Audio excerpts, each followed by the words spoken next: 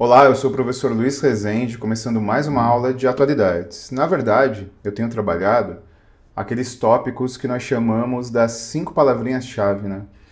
Tópicos que aparecem em todo edital, mas que na hora da prova geram um pouco de confusão. Na hora da prova, você fica um pouquinho perdido, sem saber exatamente como e o que deve estudar. Bom, quais são as 5 palavras-chave? Transporte, segurança, educação, cultura e economia. E eu vou trabalhar com você na aula de hoje, economia. Não se preocupe, porque não vai cair na sua prova dados analíticos sobre a política monetária internacional, análise sobre as atuais demandas do Ministério da Economia. Não se trata disso.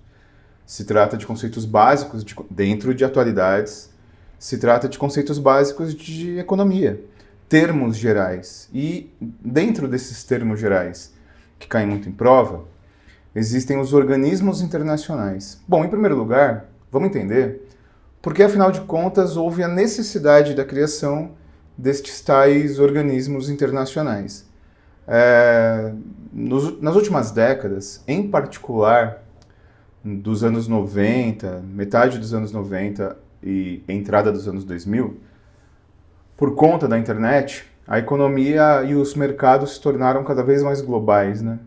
E a economia, ela tem uma característica muito grande intangível, né? Na verdade, a economia, para você ter uma ideia, eu sempre cito esses exemplos que eu acho que são os melhores exemplos do mundo quando se trata de economia intangível. A maior empresa de transportes do mundo não tem nenhum carro, que é Uber. A empresa que mais aluga imóveis no mundo não tem nenhum imóvel, que é o Airbnb. E por aí vai, né? A gente poderia dar N exemplos. Então, a economia e por conta do Covid-19, por conta de todas as consequências de isolamento social, antecipando o home office, antecipando o home office nas empresas, e as empresas percebendo que dá certo, as empresas percebendo que rola o home office, isso causou uma mudança de cultura, uma mudança de hábitos muito grande, e por conta dessa mudança de cultura, por conta dessa mudança de hábitos muito grande, hoje em dia você tem menos comércio físico e mais business. Tudo isso, toda essa situação, trouxe a necessidade de que se criassem organismos internacionais, justamente para controlar a questão financeira e econômica, né? Porque um governo empresta dinheiro para outro, um governo tem dividendos com outro, dentro do país, os entes da federação têm dívidas, né? Dívida do município com a União, dívida do município com o Estado, e isso se amplia em característica mundial, né? Então, alguns organismos internacionais, como o Fundo Monetário Internacional, como o Banco Mundial, como a Organização Mundial do Comércio, são muito importantes. É óbvio que existem outras, né? Na diplomacia, a ONU e todas as suas subsidiárias, a Organização Mundial de Saúde, quando se fala da pandemia, né, do Covid-19, e por aí vai. Mas, tratando de economia, a necessidade de você ter organismos regulatórios mundiais é justamente porque o mercado hoje é cada vez mais global. E aí, se você parar um pouquinho para pensar, eu estou olhando aqui no estúdio que eu montei, a minha câmera, o meu notebook, a minha mesa digitalizadora, a luminária, não sei, mas tudo isso que eu estou dizendo são de empresas gringas, né? São produtos de empresas gringas que atuam no Brasil e nós consumimos. Então, destes organismos internacionais que eu citei, dois caem como exemplo em prova: o Fundo Monetário Internacional e o Banco Mundial. E por que nessa aula eu vou particularizar esses dois? Porque as funções deles se confundem um pouco. As funções do Fundo Monetário Internacional e do Banco Mundial, às vezes elas entram na mesma seara, e isso gera uma baita confusão.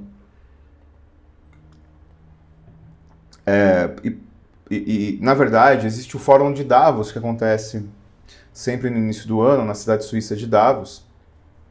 Existe toda a estrutura do sistema financeiro internacional, os acordos de Basileia, que nós falamos em outros momentos, mas o Fundo Monetário Internacional, daqui a pouco eu vou pontuar as características e as funções dele, ele já foi mais importante. né? Ele teve muita relevância nos anos 80, nos anos 90, em que o FMI ele emprestava muito dinheiro para o Brasil, né, e para vários países. O Brasil tinha uma dívida enorme com o Fundo Monetário Internacional, que foi zerada no início dos anos 2000. E o Brasil não passou mais a pegar dinheiro emprestado do FMI, grosso modo. Mas o FMI já cumpriu um papel mais importante, né? O FMI foi o grande vilão aí dos militantes de esquerda, foi o grande vilão dos militantes ditos progressistas, e enquanto os conservadores defendiam o FMI. Justamente por isso, né? Porque o FMI era eu não diria o banco, mas o FMI ele tinha esse papel de oferecer crédito para os países e depois cobrar juros. E aí, isso tem tanta relação com atualidades, isso tem tanta relação com o que nós trabalhamos aqui, que o Bono Vox, o vocalista do U2, todo mundo conhece, ele fez uma campanha durante anos para que o FMI perdoasse as dívidas dos países do terceiro mundo, em particular da África, né? Mas, na verdade, era uma quantidade muito pequena para o montante que o FMI tinha de dívida, mas muito grande para aqueles países. Bom, então vamos conhecer o Fundo Monetário Internacional e o Banco Mundial. Rezendão, mas como que isso vai cair em atualidades? Direto, né? Quando nós formos ter o curso, né, de resolução de exercícios de atualidades, você vai perceber que é direto cai em prova alguma questão vinculada ao FMI, vinculada a um tema do momento. Se você não conhecer a estrutura do FMI e as atribuições do FMI, mesmo que você conheça o fato do momento, você fatalmente vai errar a questão. Então vamos lá, vamos conhecer, portanto, o FMI, o Fundo Monetário Internacional, e quais são as suas 3 maneiras. A missão do FMI é realizada de 3 maneiras. Você que estuda a administração, inclusive comigo, né? Trabalho também bastante essa matéria. Missão é a razão de ser, né? Então, a missão de uma organização é o porquê ela existe. E a missão é concretizada de 3 maneiras. Como que a missão, como a razão de ser do FMI é realizada de 3 maneiras? A primeira, monitoramento, essa é a palavra-chave, né? Monitoramento do sistema, por exemplo. Deixa eu voltar, porque isso que eu vou falar para você aqui é muito importante. Por exemplo, vamos supor que hoje você tem uma prova, tem atualidades ou conhecimentos gerais, geopolítica, né, no caso da PRF, e aí aparece uma questão chapada lá, para que você indique as 3 formas do FMI garantir a sua razão de ser. É óbvio que atualidades. O FMI ele é um órgão atual. Basta ter uma notícia na imprensa sobre o FMI que ele já se encaixa dentro do seu edital. É assim que funciona atualidades para concurso público. Bom, então vamos lá, vamos voltar para a leitura do primeiro elemento, né, que representa a missão do Fundo Monetário Internacional. Monitoramento do Sistema Monetário Internacional.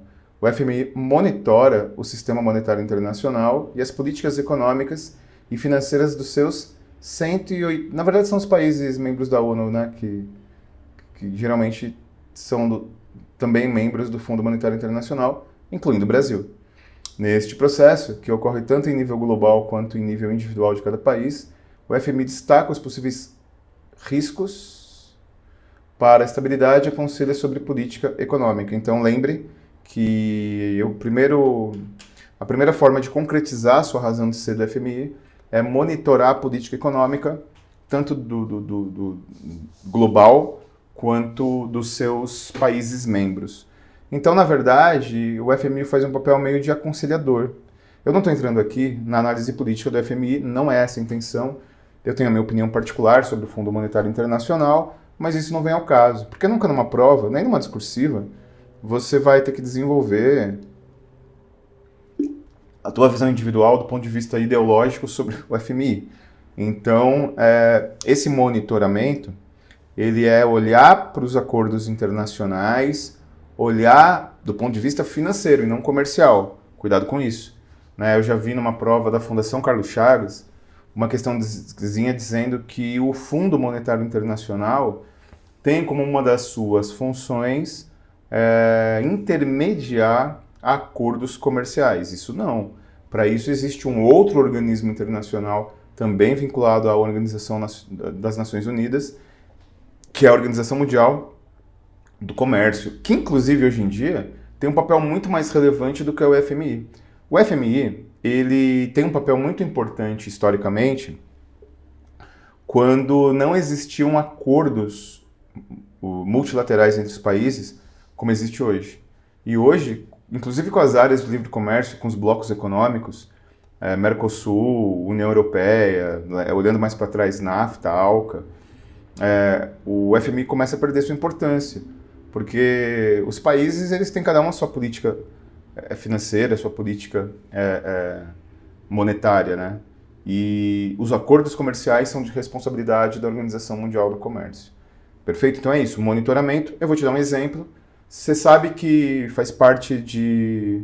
É uma ferramenta de política monetária a desvalorização da moeda ou a equiparação ao dólar, né? A última vez que isso foi feito no Brasil foi no Plano Real, onde, salvo engano, a moeda era cruzeiros novos e passou para real, e o real, R$ 1 valia $1. Então, sei lá, o dólar ele navega entre 5 e R$5,50, 5, 6 reais. Então você imagina você ter R$1 que valia... Você tem R$1 e você quintuplicar a importância dele. Eu me lembro que com R$2 dava para tomar uma cerveja do Bexiga. Porque eu frequentava o Bexiga nessa época e eu lembro dessa referência. Então, a equiparação ao dólar, a valorização ou a desvalorização da moeda é uma das atividades que o Fundo Monetário Internacional monitora e aconselha os países. Os países têm autonomia, tanto do ponto de vista jurídico quanto do ponto de vista fiscal e político, então apenas aconselha. Tome cuidado, porque não é o FMI que define sanções econômicas. Quem faz isso é o Conselho de Segurança da ONU. Não é o FMI que impõe barreiras comerciais, isso é a Organização Mundial do Comércio. O Fundo Monetário Internacional monitora exatamente a política monetária. E você entra aqui em economicismo, porque eu sou educador, eu sou pedagogo, geralmente você tem duas políticas financeiras possíveis, né? Você tem duas linhas econômicas possíveis na macroeconomia. Ou você é expansionista ou você é restritivo. Quando você é expansionista, você quer movimentar, você quer ter liquidez, você quer ter dinheiro circulando para expandir o comércio. Quando você é restritivo, você tira dinheiro da praça, tira o crédito para eventualmente combater um risco inflacionário. Então essa é a primeira função do FMI. A segunda função do FMI, né, eu disse que são 3, né, pontuei aí no material que são 3 funções. Esse aqui é o mais importante, né? Essa forma de realizar a sua razão de ser que fez o FMI ser relevante nas últimas décadas. Empréstimo aos países membros. Uma responsabilidade central do Fundo Monetário Internacional é dar empréstimo aos países membros que enfrentam problemas, atuais ou potenciais, de balanço de pagamento.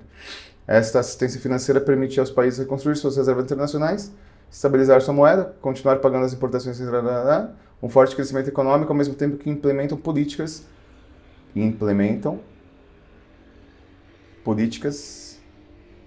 para corrigir problemas subjacentes. Ao contrário dos bancos em desenvolvimento, a FMI não empresta para projetos específicos, e aí nós temos que destacar duas coisas. Como eu falei,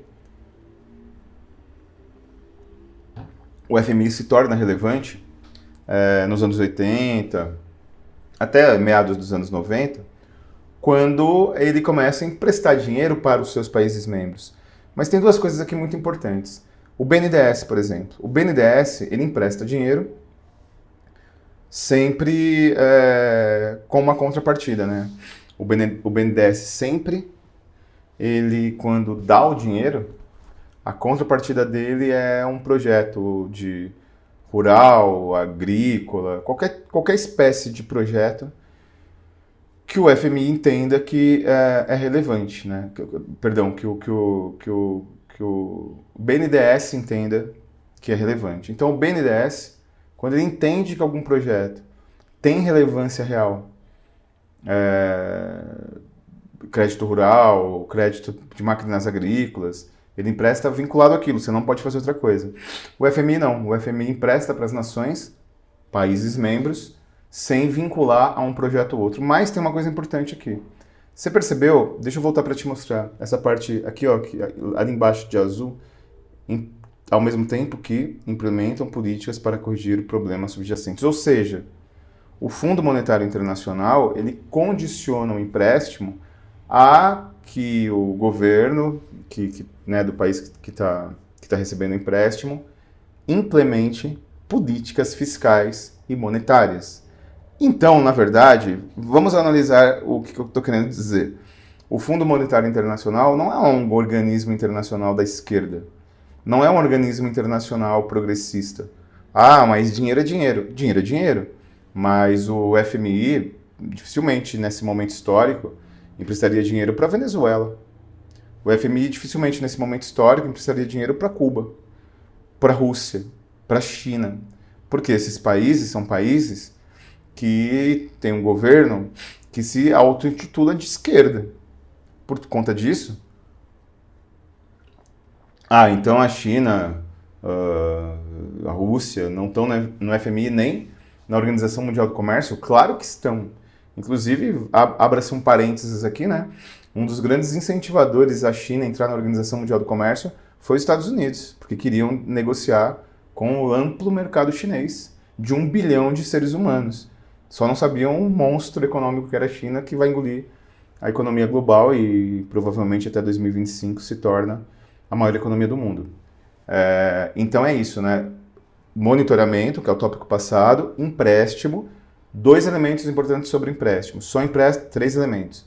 O primeiro elemento, que o FMI só empresta para países membros. O segundo elemento é que ele não condiciona esse empréstimo a nenhum projeto em específico. Na verdade, é um empréstimo para equilíbrio da balança fiscal e que para honrar os compromissos de exportação. E o terceiro elemento, ele vincula sim a implementação de políticas econômicas que são do livre mercado, que são políticas econômicas liberais. Por isso que existe esse carimbo, digamos assim, né?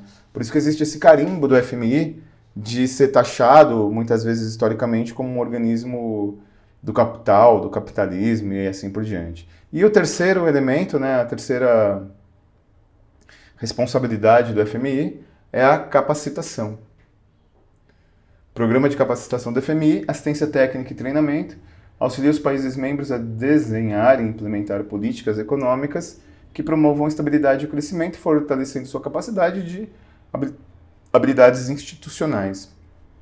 O Fundo Monetário Internacional busca desenvolver sinergias entre assistência técnica e treinamento para maximizar a eficácia. Queria destacar essas 2 palavrinhas aqui, né?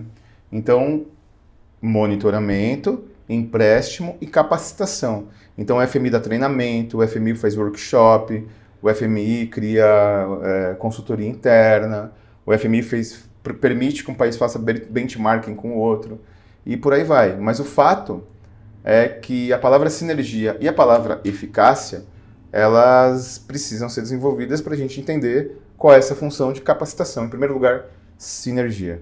O que é sinergia? Hoje em dia, deixa eu abrir um outro parênteses importante. Por conta, talvez, de redes sociais, as pessoas elas têm perdido o hábito da leitura. Né? Isso é um problema. Né? As pessoas têm perdido o hábito da leitura. E por conta disso, diminui o vocabulário, tem mais dificuldade numa discursiva, tem mais dificuldade numa redação. Então, ler é muito importante para você enriquecer seu vocabulário e para você ter retórica, né, meu irmão? Não só para cantar a gata, mas para ter uma conversa interessante com qualquer pessoa do seu convívio. E para melhorar o seu vocabulário para concurso. Por exemplo, se você tivesse uma questão envolvendo algo que aconteceu recentemente com o FMI, alguma polêmica dele, talvez com o Brasil, e lá no meio da questão tinha uma alternativa aparece dizendo que sinergia na capacitação, etc. O que é a palavra sinergia? Sinergia é a junção de forças para alcançar objetivos maiores. Então, quando você faz junção de forças para alcançar objetivos maiores, ou seja, os elementos sozinhos não conseguiriam chegar a tal lugar. Os elementos de forma sinérgica, agrupados, podem chegar a algum lugar. Um bom exemplo do que é um objetivo de sinergia é o casamento. Uma situação normal, um homem e uma mulher, ou dois homens ou duas mulheres, seja qual for a união, o casamento, as duas pessoas sozinhas não conseguiriam comprar uma casa, não conseguiriam comprar um carro e por aí vai. Aí quando elas juntam forças, elas conseguem. Então não é assim? A progressão, né? O casal conquistou uma casa, o casal comprou um apartamento e por aí vai. Isso é sinergia, é a junção de forças para que juntas conquistem objetivos que sozinhas não alcançariam. Esse é o papel de capacitação do FMI, porque interessa muito mais ao FMI, ao mercado, à Organização Mundial do Comércio e ao liberalismo como um todo, em que os países tenham políticas, se não iguais, próximas do ponto de vista tributário, do ponto de vista tarifário. Por exemplo, a reforma tributária, a reforma trabalhista e a reforma previdenciária são agendas que foram colocadas no governo brasileiro pelos organismos internacionais, pelo FMI, pela Organização Mundial do Comércio.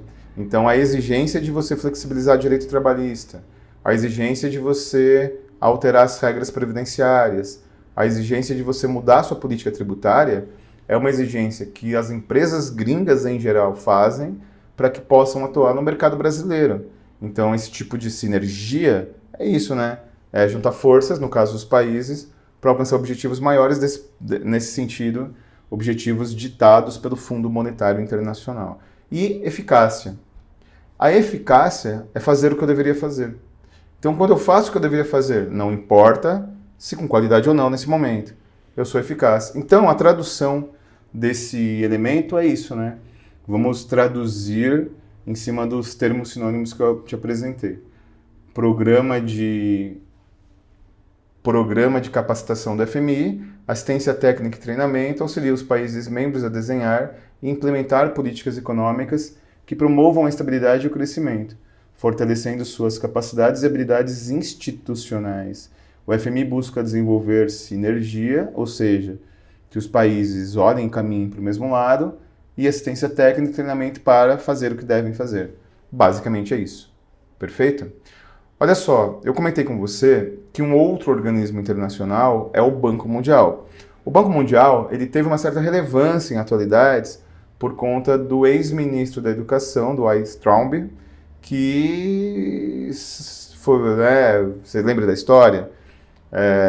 Revelaram o vídeo de uma reunião em que o Moro dizia que o presidente Bolsonaro estava interferindo na Polícia Federal. Aí, na verdade, quando esse vídeo dessa reunião foi publicizado, aí começou a se falar de um monte de outras coisas e não isso em si, que era o fator originário que deveria ser analisado, né? E uma das polêmicas foi com a Weintraub, o ex-ministro da Educação, que numa fala, né? Óbvio que ele não sabia que seria publicizado, ele dizia que tinha que prender todos esses vagabundos, a começar pelos ministros do Supremo. Enfim, resumo da ópera, ele saiu do governo e foi indicado para o Banco Mundial, e aí os próprios funcionários do Banco Mundial não queriam que ele fosse indicado, foi uma baita polêmica. Então, na minha opinião, o FMI, pelo seu papel histórico, sim, é um tema que cai em prova recorrentemente, mas o Banco Mundial também, por conta do Weintraub. E vamos conhecer, então, as funções, né, aquilo que faz o Banco Mundial. O trabalho do Banco Mundial, em parceria com países, ressalta o investimento nas... isso, tanto esse texto do FMI quanto esse texto do Banco Mundial, são textos institucionais, né? Então é isso que a gente tem que ir para não rodar. O investimento nas pessoas, especialmente por meio da saúde e da educação básica. Na verdade, o Banco Mundial, ele tem princípios, né? Tem uma carta de princípios. E dentro da Carta de Princípios do Banco Mundial, se ressalta muito a questão estrutural, fisiológica, né? Saúde e educação. A criação de um ambiente para o crescimento e a competitividade da economia. É óbvio, né? Os países, os estados e os municípios, eles fazem disputas, né? Como, por exemplo, a guerra fiscal, que é você dar isenção para as empresas virem para a sua cidade e não para outra. Atenção ao meio ambiente. Então, na verdade, você percebe que quando se fala de saúde, educação, meio ambiente, são elementos muito presentes no Banco Mundial. Por isso, inclusive, o mal-estar de muita gente que era do Banco Mundial quando o Weintraub foi indicado. Porque o Weintraub ele já trabalhou no banco, né, no Brasil, um banco que faliu. Ele é economista de formação. Então, na verdade, o Weintraub ele não defende uma política dita social. Ele defende uma política mais liberal. Então, é por isso que foi essa polêmica. E você vê como que no Banco Mundial se ressalta muito essa questão de saúde, meio ambiente. Isso, para argumento de autoridade numa discursiva, é perfeito, né? Para alencar as funções do FMI, se a discursiva, se for o caso, tanger em cima de economia, é fundamental. O apoio ao desenvolvimento da iniciativa privada, é evidente, né? Assim como o FMI, assim como a Organização Mundial do Comércio, são organismos multilaterais do mercado, do capital. Apoio ao desenvolvimento, né? A capacitação dos governos para prestar serviço em qualidade com eficiência e transparência. Mas duas palavrinhas que a gente tem que destacar para entender aquilo que são as premissas do Banco Mundial. Capacitar os governos para que tenham eficiência e transparência. Começando pela eficiência. A eficiência, se você já assistiu minhas aulas de administração, vai ficar muito claro do que se trata, né? Porque, afinal de contas, o que se trata é justamente você dispor de recursos que permitam você alcançar seus resultados. Então, esse equilíbrio entre recursos e resultados, aquilo que você dispôs e que resultado você tem, é ser eficiente. Recursos destinados, equilibrados com resultados obtidos. Ou seja, é você planejar financeiramente seus projetos. E transparência. Ser transparente não é apenas ter publicidade. Né? A publicidade, um dos princípios da gestão pública brasileira, presente no artigo 37 da Constituição Federal, ela é apenas um dos elementos da transparência. Né? Então, informar, publicizar, não é ser transparente. É uma pré-condição. Ser transparente é você publicizar com tempo hábil para reação contrária. Então é isso, né? Por que edital de concurso público sempre tem um prazo? Por que a justiça trabalha com prazos para você interpor, sei lá, um pedido de qualquer coisa? Porque você precisa ser transparente. Então é você informar, comunicar, com tempo hábil para reação contrária. Continuando, a promoção de um ambiente macroeconômico conducente em investimento e o planejamento a longo prazo, ou seja, ter planejamento. O investimento em desenvolvimento e inclusão social, governança, consultar os interessados e fortalecimento institucional para a redução da pobreza. Então, você percebe que tem uma diferença muito grande, e eu vou concluindo com isso, tem uma diferença muito grande entre as funções do FMI e do Banco Mundial. O FMI é uma instituição mais fria, mais técnica, mais voltada ao mercado e à política monetária. Já o Banco Mundial, óbvio que ele tem técnicos, óbvio que ele é um banco, mas ele tem uma postura, ele tem uma vocação, ele tem uma missão muito mais em tese voltada para as questões sociais, eliminação da pobreza, meio ambiente, saúde, educação. Então é assim que nós encaixamos as duas. O FMI mais técnico, preocupado com a questão monetária, e o Banco Mundial, sim, voltado, esse sim, a políticas sociais. Perfeito? Espero que você tenha entendido como esse tema economia pode cair em atualidades e você desenvolver, eventualmente, uma discursiva. Tem caído muito atualidades em discursiva, então essa aula teve essa função nesse tópico economia internacional. Perfeito? Muito obrigado pela sua presença e pela sua paciência em estar comigo até agora. Força e honra, estou com você até a sua aprovação.